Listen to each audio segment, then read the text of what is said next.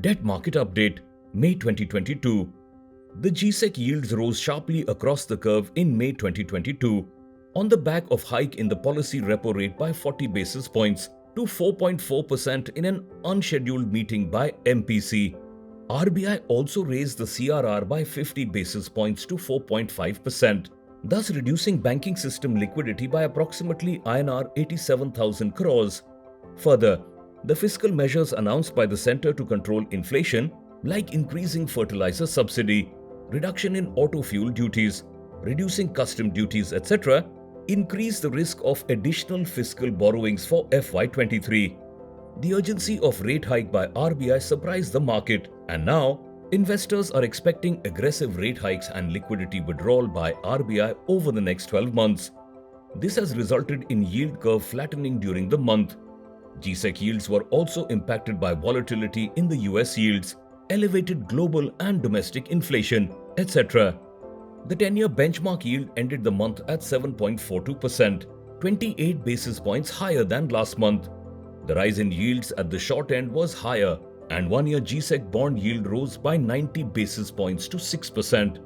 Corporate bond spreads over G-Sec widened slightly, but remained lower than historical average. Average net interbank liquidity declined month on month, driven by hike in CRR rates by 50 basis points to 4.5% and selling of US dollar by RBI. Further, increase in currency in circulation and pickup in credit growth also resulted in lower interbank liquidity.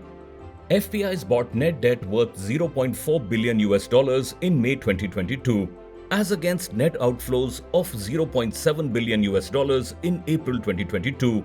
Cumulatively, FPIs have sold debt worth $1.4 billion in 5 months CY22, vis-a-vis net buyer of $0.2 billion during the same period last year.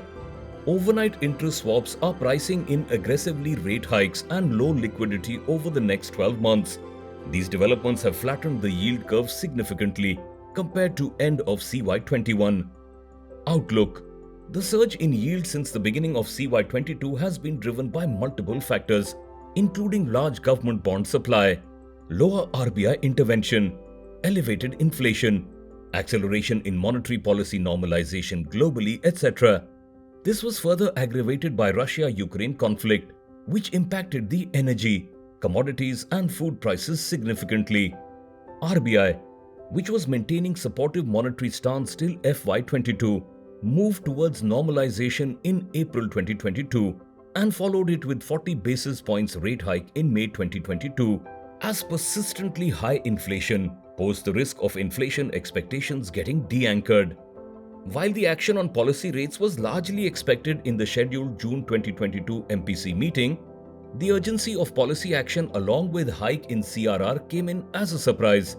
In the minutes released of May 2022 meeting, MPC members appeared concerned over broad-based nature of inflation and risk of it sustaining longer than desired.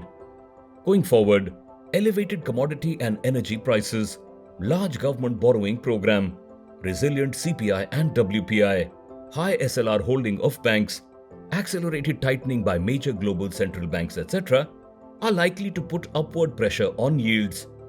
Recent commentary by RBI governor also indicates that more rate hikes are in the offing, although he highlighted that there are downside risks to growth too. The possibility of RBI expediting the pace of pullback in monetary stimulus is also likely to add to the pressure. The risk of fiscal slippage has increased with announcement of higher food and fertilizers subsidy, along with reduction in auto fuel duties and reduction of import duties on select products. Moreover, dividend from RBI is lower than estimated, and divestment proceeds can also fall short of budgeted estimate. Thus, in the short term, most factors appear stacked up against yields.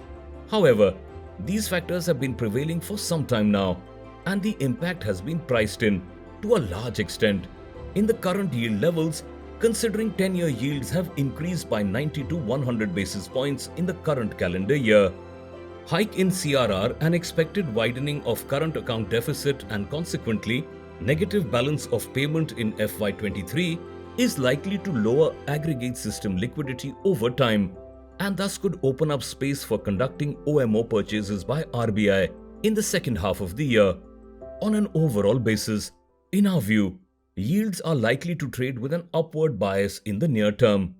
Further, policy normalization is also likely to put upward pressure on yields, especially at the short end. In view of the heightened near-term volatility and expectations of continued flattening in the yield curve, we recommend investments into short to medium duration debt funds.